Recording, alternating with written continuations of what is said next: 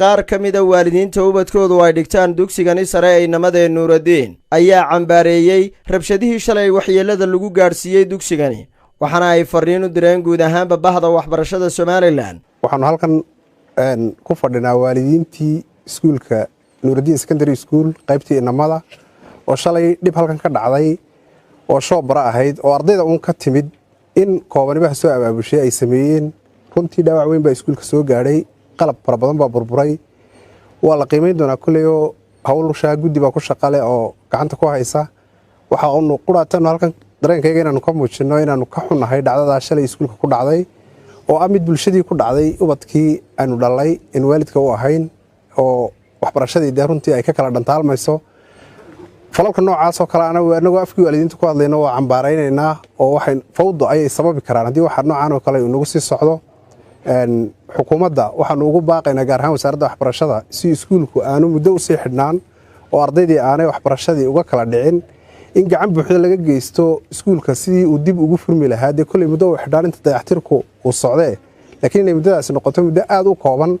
waayo arday fonfoorraa baa ku jirta oo imtixaankii GC-gaas sugayo kuwo kale waxbarashadooda daba socotaa taa xukuumadda wasaaradda waxbarashada inay gacan buuxda ka geysato iskuulku maadaama private sectorkii uu ka tirsan yahay iyadoo uuna xukunto in sidii public gaba ay ugu gurman lahayd wasaaradda waxbarashada ay ugu gurmato taa waa ku guubaabineynaa laakiin inta aan odhanayaan carabka ku adkeynaya waxa weeye uun inamadii waxaan soo organize gareeyey ee hormuudka ka ahaa rag ka mid ah ayaa imika weli hadlaya oo miidiyaha ka hadlaya oo dee kolley inaan ugu horreeyaba qaar kalena dabada uu ku hayo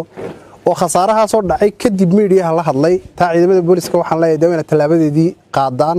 oo sidee fawdadii looga hortago ilmihii hadduu arko kii waxanba loo tirinayo weli miidiyihii ka hadlaya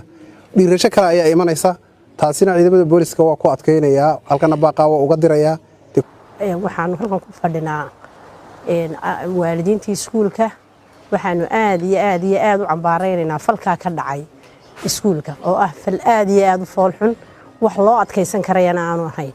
labaan u kala qaadayaa mid waxaan waaninayaa caruurta iyo ardaydayada waxaan ku waaninayaa dareen waalid waxaan ku waaninayaa dareen ka sii xeel dheer oo dareen hooyo nibaan ku waaninaya waxaan leeyahay hooyo xiisad kaliya oo idinka maqnaataa idinkama go'do iskuulkiina ha iskaga ciyaarina inta qaska iyo qalanqaasaha wada maamulka iskuulka farta ka saara si aanu iskuulkiinu idinka dhaawacmin waayo waxa weeyaan kuraastan waxa lagu soo iibiyey mushahar fiig yaraa la idinka qaadayay si kamaraha iyo waxa laaliya waxa burburiseen intii yarada fiig ahayd la idinka qaadayay baa lagu soo iibiyey marka heeriyadood cun ha noqonina halka waxaan ku fadhinaa muunad ama xayn ka kooban waalidiintii iskuulka dugsiga sare ee Nuuraddiin qaybta wiilasha oo shalay halkan dhibaato weyn ay ka dhacday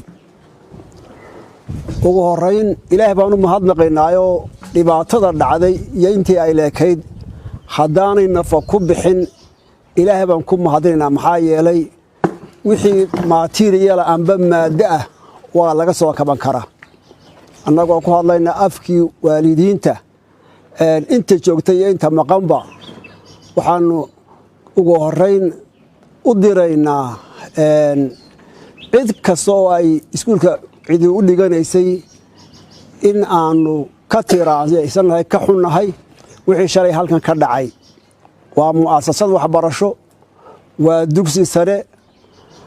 kun iyo dhowr boqol oo arday baa wax ku dhigta markaa ka waalidin ahaan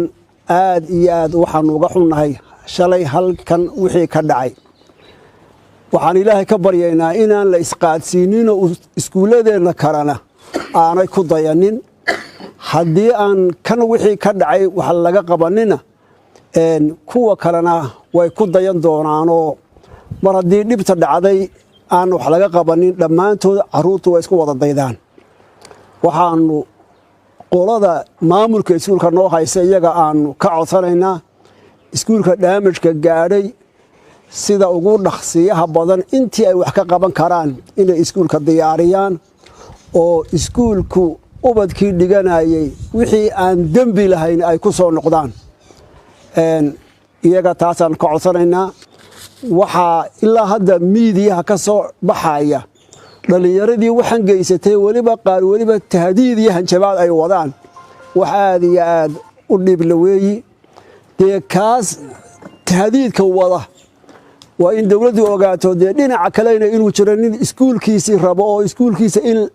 la rabsho aan diyaar u ahayn markaa kaa rabshadoonka iyo ka rabshadiidka haddaan dawladdu meesha aad iyo aad gacan uga geysan xalka meesha dee mushkilad weyn baa ayaa iman doonta markaa waxaan ereyada ku soo gebagabaynayaa aad iyo aad baan uga nahay halkan meesha ka dhacay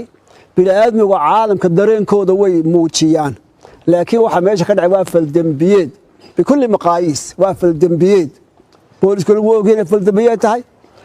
bulshadana waa u caddaynaya faldambiyeed tahay qofku xataa hadduu dareen uu qabo uu muujinayo dee si silmiya oo nabadgelyo ah ayaa lagu muujiyaa laakiin in wax la burburiyo oo intaa la geysto shareecada islaamka waxa aad iyo aad ugu adag baaritaankuna wax alla wixii halkaa ka dhacay baaritaanku waa inuu meel saara baaritaanka dawladda ay samaynaysaa waa inay meel saarta oo dee mushkiladda meesha ka dhacday dheemash way ba iskuulkii gaadhee dee nidaam iyo kala dambayn iyo maamul iyo dawlad ayaynu nahay waa in cid la saaro oo si dhaba aan la odhan gudiyadunba aanay gudiyadaasi raaginaysa ugu dhaqsiyaha badan waa in la yidhaahdo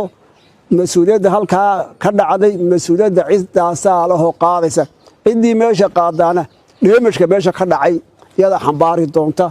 annana iskuulka waa barbar taagannahay wax alle wixii iskuulku uu gar ku leeyahay waa barbar taagannahay waayo carruurta iyada waa dhigata ubadkayaga baa dhigta wixii iskuulka dhaliilaha loo jeedinayo ciddii waxaad jeedinaysaa dee maamulka iskuulka ha keento hadday cid cabasho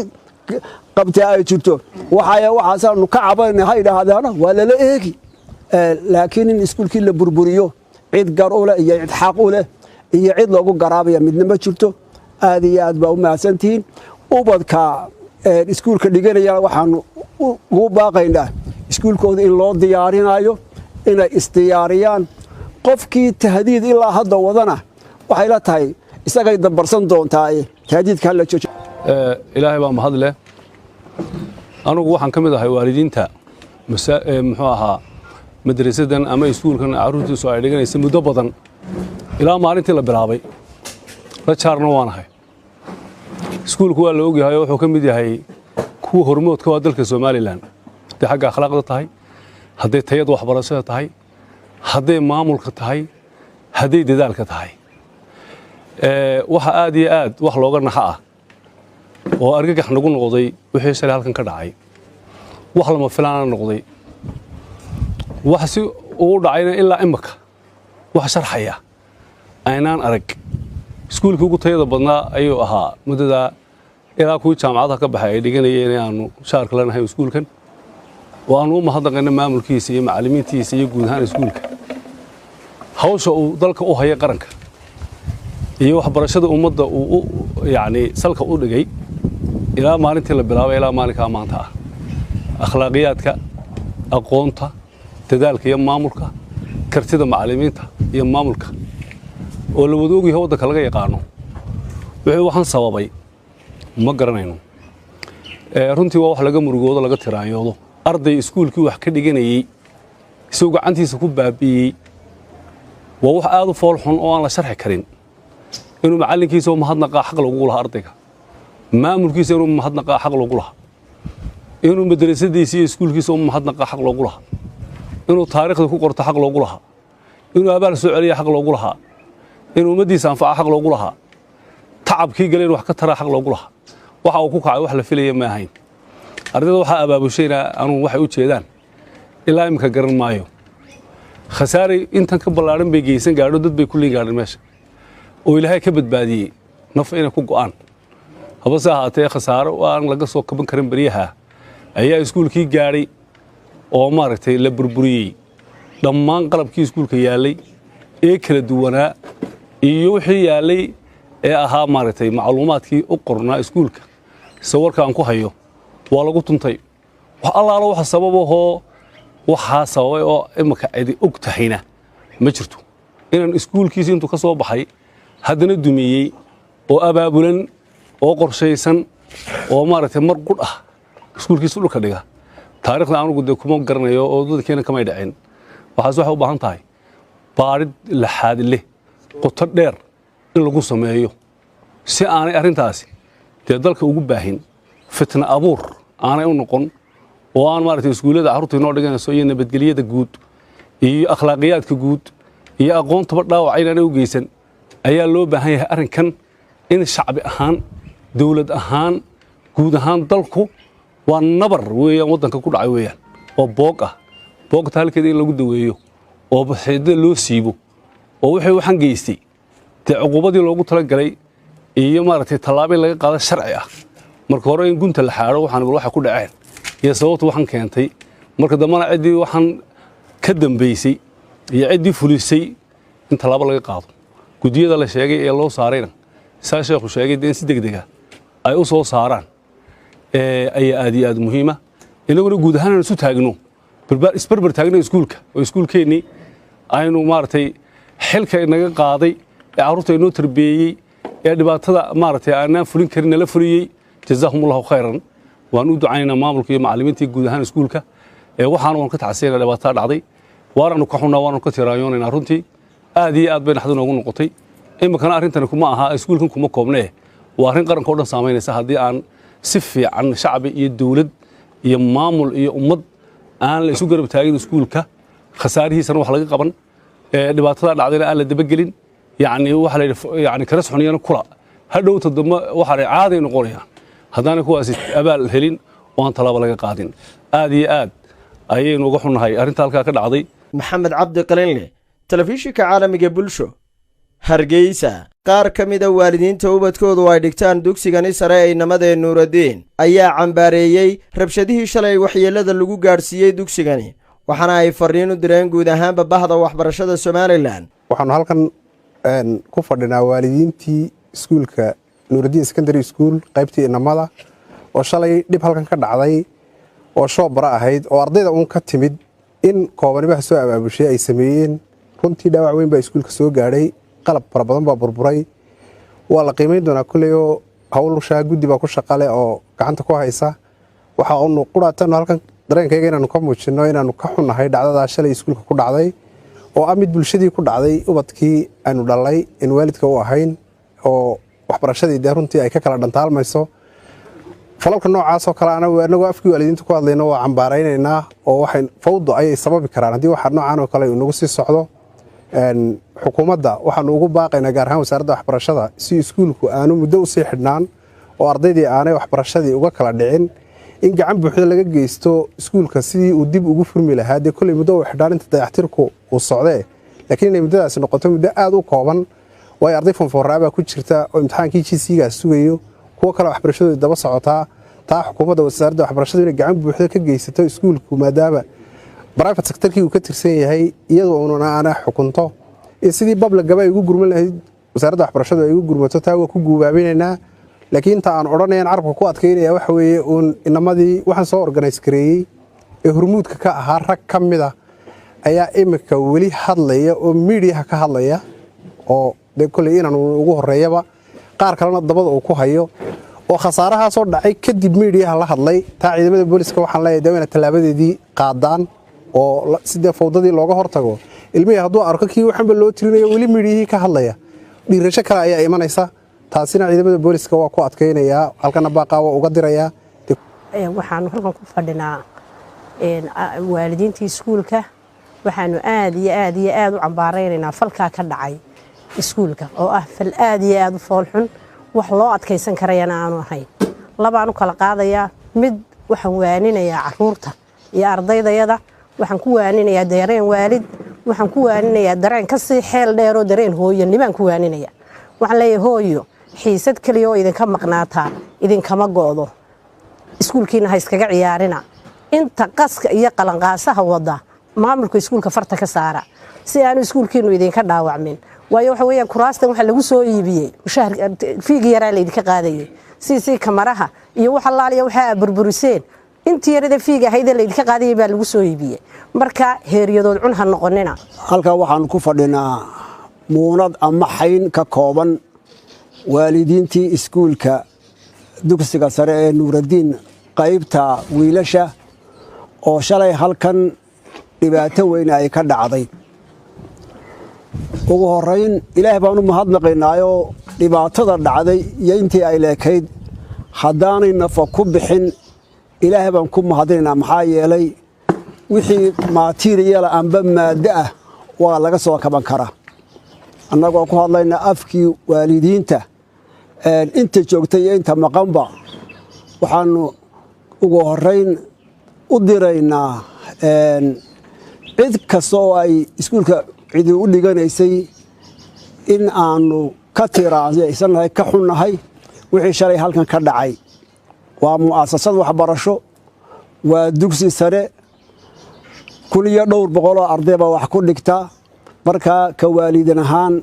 aad iyo aad waxaanu uga xunnahay shalay halkan wixii ka dhacay waxaan ilaahay ka baryaynaa inaan la isqaadsiinin oo iskuuladeenna kalena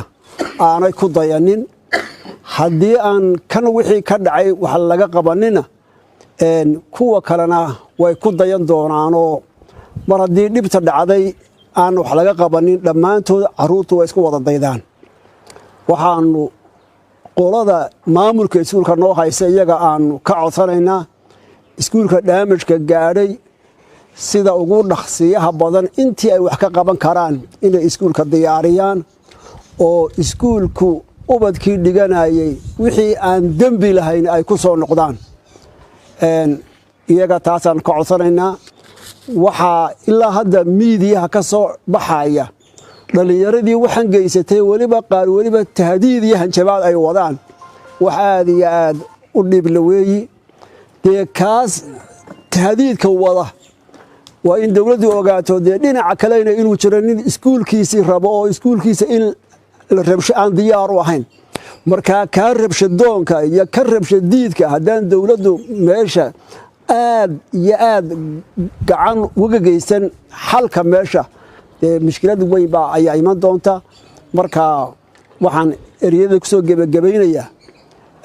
aad iyo aad baan uga nahay halkan meesha ka dhacay bini'aadmiga caalamka dareenkooda way muujiyaan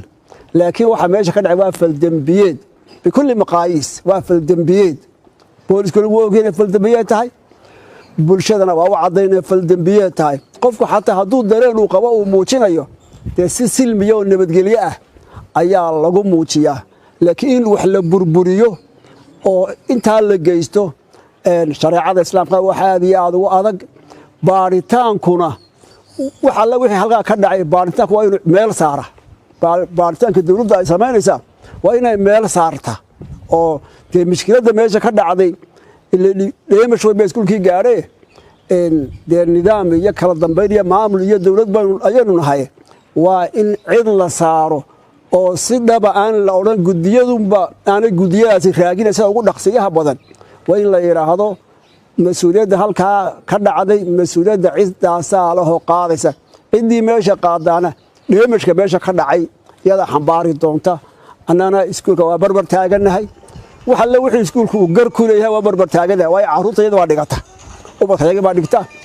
wixii iskuulka dhaliilaha loo jeedinayo ciddii waxaad jeedinaysaa dee maamulka iskuulka ha keento hadday cid cabasho qabtaa ay jirto waxaasaanu ka cabanayna ha idhaahdaano waa lala eegi laakiin in iskuulkii la burburiyo cid gar u leh iyo cid xaq u leh iyo cid loogu garaabaya midna ma jirto aad iyo aad baa u mahadsantihiin ubadka iskuulka dhiganayana waxaanu ugu baaqaynaa iskuulkooda in loo diyaarinayo inay isdiyaariyaan qofkii tahdiid ilaa hadda wadana waxay la tahay isagay dambarsan doontaa tahdiidka hala joojo ilaahay baa mahad leh anugu waxaan ka mid ahay waalidiinta muxuu ahaa madrasadan ama iskuulkan carruurtiisu ay dhiganaysa muddo badan ilaa maalintii la bilaabay la jaarna waanahay iskuulku waa la ogyahay oo wuxuu ka mid yahay kuwa hormoodka waa dalka Soomaaliland hadday xagga akhlaaqda tahay hadday tayada waxbarashada tahay hadday maamulka tahay hadday dadaalka tahay waxa aad iyo aad wax looga naxa ah oo argagax nagu noqday wixii shalay halkan ka dhacay wax lama filaana noqday wax si uu dhacayna ilaa imaka wax sharxaya aynaan arag iskuulkii ugu tayada badnaa ayuu ahaa muddada ilaa kuwii jaamacadaha ka baxay ay dhiganayeen inaanu shaarka lanahay iskuulkan oo aanu u mahadnaqayna maamulkiisa iyo macallimiintiisa iyo guud ahaan iskuulka hawsha uu dalka u haya qaranka iyo waxbarashada ummadda uu yani salka u dhigay ilaa maalintii la bilaabay ilaa maalinka maanta ah akhlaaqiyaadka aqoonta dadaalka iyo maamulka kartida macallimiinta iyo maamulka oo la wada ogyahay waddanka laga yaqaano wixii waxaan sababay ma garanayno runtii waa wax laga murugoodo laga tiraanyoodo arday iskuulkii wax ka dhiganayay isagoo gacantiisa ku baabi'iyey waa wax aad u fool xun oo aan la sharxi karin inuu macallinkiisa u mahadnaqaa xaq lagu lahaa ardayga maamulkiisa inuu mahadnaqaa xaq lagu lahaa inuu madrasadiisa iyo iskuulkiisa u mahadnaqaa xaq lagu lahaa inuu taariikhda ku qorto xaq lagu lahaa inuu abaal soo celiya xaq lagu lahaa inuu ummaddiisa anfaca xaq lagu lahaa tacabkii galeen wax ka taraa xaq lagu lahaa waxa uu ku kacay wax la filaya ma ahayn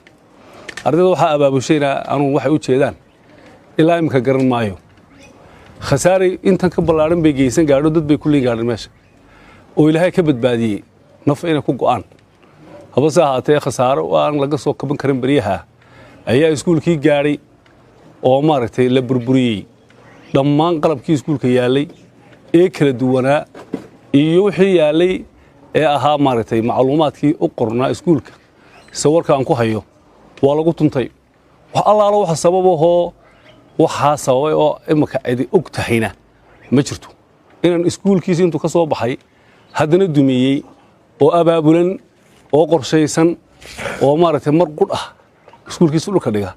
taariikhda anugu dee kuma garanayo oo dadkeena kamay dhaceen waxaas waxay u baahan tahay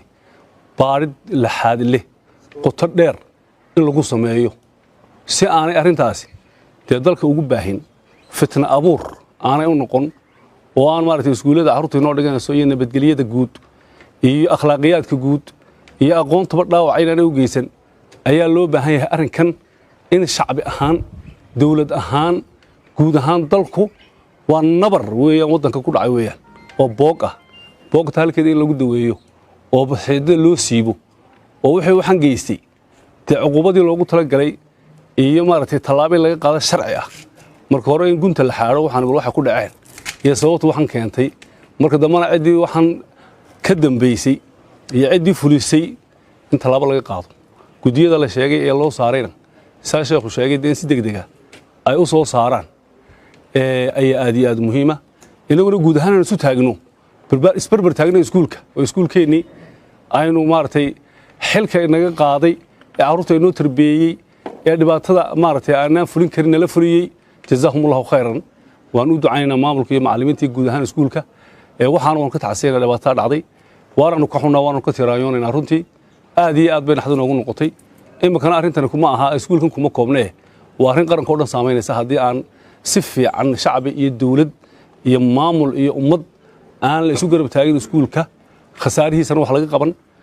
dhibaatada dhacdayna aan la dabagelin yani waxa la yidhi yani kala soxoniyana kula hadhowta dambe waxa la caaday noqonayaan haddaanay kuwaasi abaal helin oo aan tallaabo laga qaadin aad iyo aad ayaynu uga xunnahay arrinta halkaa ka dhacday maxamed cabdi qalinle telefishinka caalamiga bulsho hargeysa